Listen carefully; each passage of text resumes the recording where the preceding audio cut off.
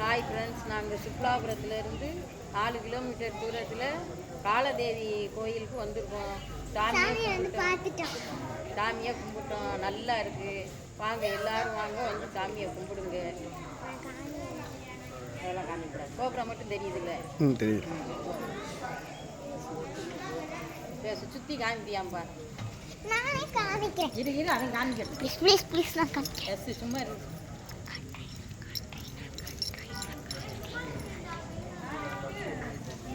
ஏன் அவனை சுற்றி காமினா அவனை சுற்றுவா.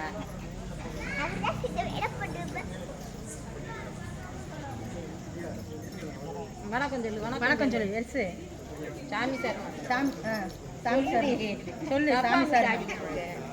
சாமி சார்.